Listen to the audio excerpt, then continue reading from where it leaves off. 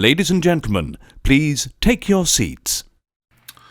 You know, legacy can be a complex thing, and if you're within the sound of my voice, that must mean you're in the seats with once more. As always, my name is Dave Voigt, and I'm the host of this podcast, where we sit down with a wide-ranging variety of entertainment industry professionals, and we pick their brain about current projects, state of the industry, how they got started, and so very much more, in a light and in a conversational fashion. And you know, if you like how we do things around here, I'm going to assume that you do, because you're listening right now. And if you are, hit subscribe to that on that button on your favorite podcast provider. Subscribe to the podcast. Hit the like. Give us the old 5-star rating. It helps so much more than you can know. And plus, we archive every single one of our episodes over at our In the Seats YouTube channel. So if you can give us a like and subscribe there as well, we would appreciate it. Also, don't hesitate to check us out on social media.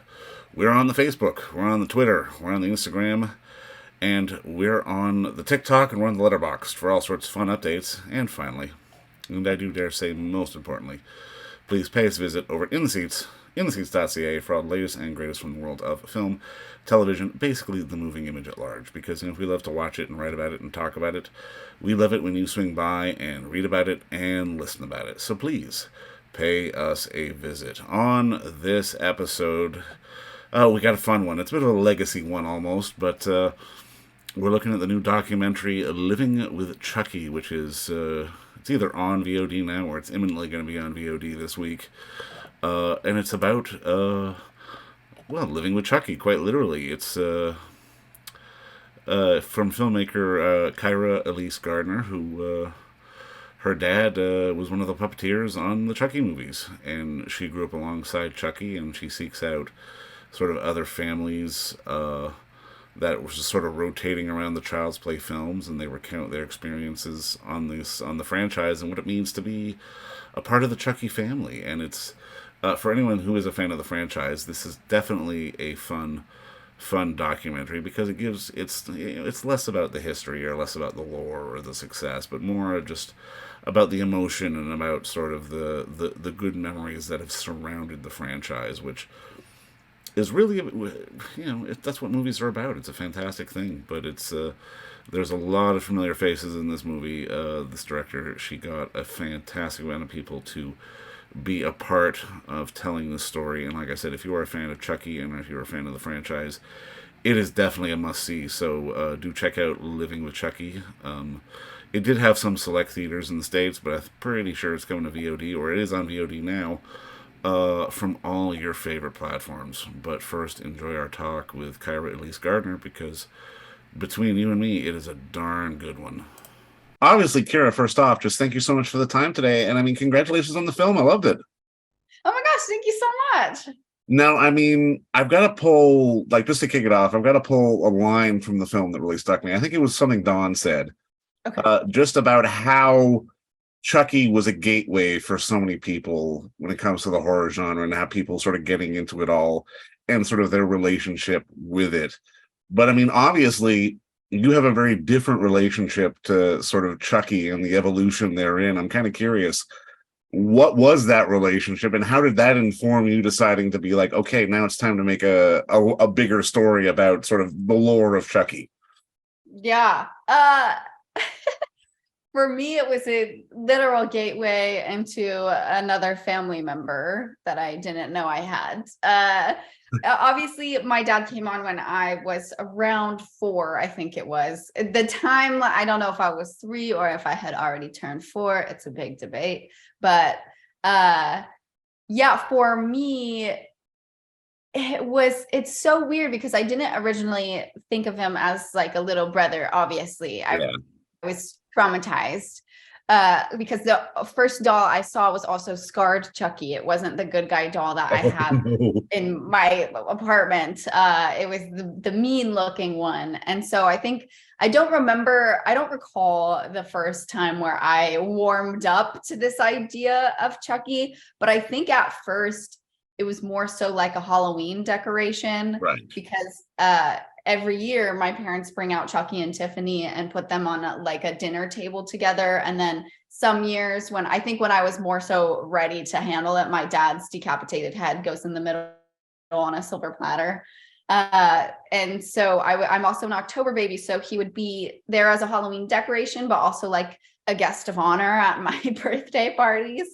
So it really was like the gateway horror villain as a kid, specifically for me. And then I think it was around, I want to say middle school. It was where I started to understand what everything is and be like, okay, there's this thing that's here forever, almost like a dog.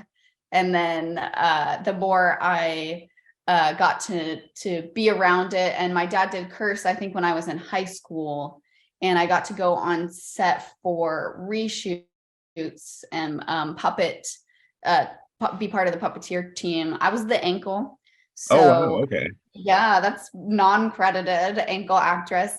And I met Don for the first time then, and I was like, oh, wow, this is so amazing. You know, I know all the behind the scenes prior to that of what goes into making the doll and how many puppeteers it takes, and then getting to see it like live in action on set. I was like, wow, this is something that's so amazing that nobody knows is really happening. They do behind the scenes stuff for, you know, the Chucky stuff, but it's not advertised obviously as much as the movies. It's like if you go to YouTube and click on it. And so I was like, when I was in college and doing my short film, I felt like the best documentaries that we had watched in class were when it was personal to the filmmaker. And so I originally was thinking about doing something on my dad, but then I decided to hone in on something that was more specific subset of his career. And of course, the consistent. There you go. Yeah.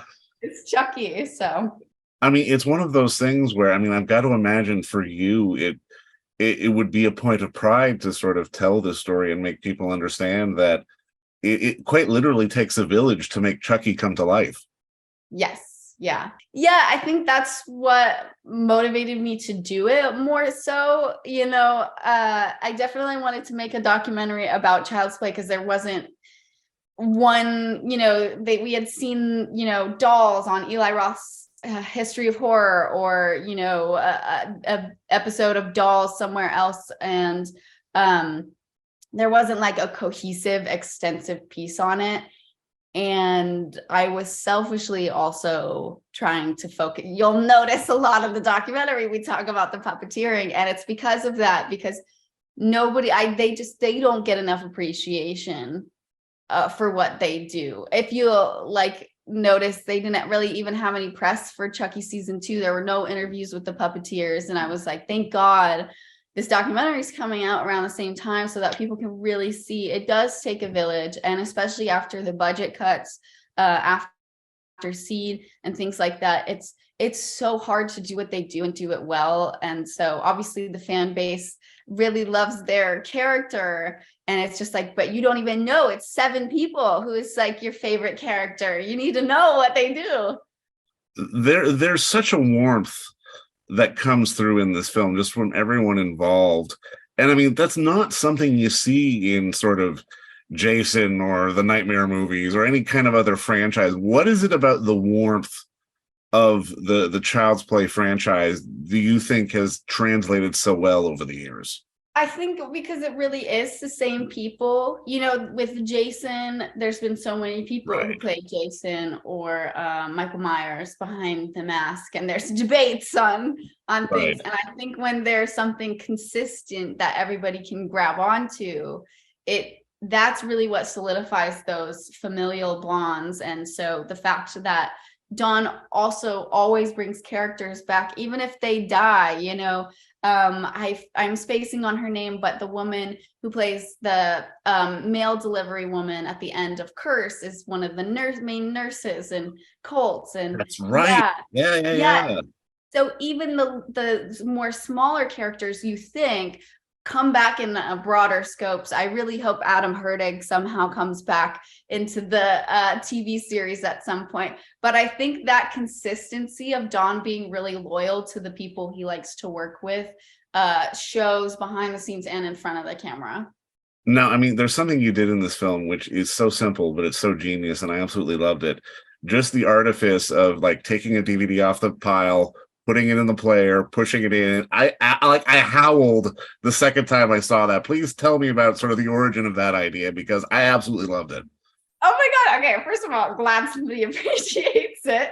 I actually am a big fan of the Ted Bundy tapes on Netflix. Right. Okay. And their intro, their title sequence, I think it was nominated for an Emmy. It blows my mind every time. The music, everything. But they had all these shots with a tape recorder. And I was just like, wow, I have to do something like that to incorporate just a sense of time of where we're at, because it goes from VHS to DVD to Blu-ray. It's like, this is how far the franchise has expanded. So that was my thought process. And I filmed all of those like DVD sequences or the VHS player over COVID. So it was just me and my parents' like really poorly lit basement trying to like move the camera while grabbing a thing off of the stack, because I love my dad, God bless his heart, but he cannot focus a camera or like pan or tilt for the life of him. So I couldn't even ask my dad to film it. That's fantastic. Now, I mean, just to put a bow on this, because I think especially even just doing those sequences, I mean, it definitely highlights the fact that, I mean, with a couple of exceptions, the films weren't necessarily box office smashes. They did okay, but they weren't sort of these monster movies, and they have their life thanks to home video and disc. Was that sort of a big thing for you, just to sort of, again, reiterate, I guess, maybe the history of the franchise and just sort of the importance of how a legacy not only survives, but grows to something like the TV show now? Yeah, exactly. And that's also why I wanted to include a part where we do talk about the fans, because especially in horror, but specifically for the Child's Play franchise, it's the fans that have kept it going. Like, they wouldn't be getting another season of Chucky, even though it's an amazing show, if there weren't the fans showing up to still watch it after all this time, especially for the last few movies going direct to video. No, but you know what, Kyra, you've made a real love letter to this franchise, and I mean, I absolutely loved it, and I can't wait for more people to see it. I think people are going to eat it up, and I mean, again, it is a testament to the legacy of everyone involved in, again, making this character come to life. Oh, thank you so much. Chucky will always be eternal, and I mean, I think this film really highlights that. Yay! Yeah, good. It's the doll that never dies. Although his head fell off 2 days ago, so he's in surgery right now. Oh, wow, that's fine. It's a flesh wound. He'll be okay. It'll come. Yeah, it's a flesh wound. My dad's on it. All right. Well, again, thank you again so much for the time, and again, congrats on the movie. Oh, thank you so much, and thank you for the time as well. Of course. And don't forget to visit our friends over at Bay Street Video for all your DVD, Blu-ray rental, or purchasing needs this summer, as they are still open for curbside and some mailing delivery as well. Over at 1172 Bay Street, Toronto, Ontario, Canada, you can give them a call at 416-964-9088. That's 416-964-9088. Or send them an email at baystreetvideoto@gmail.com for any of your DVD and Blu-ray needs.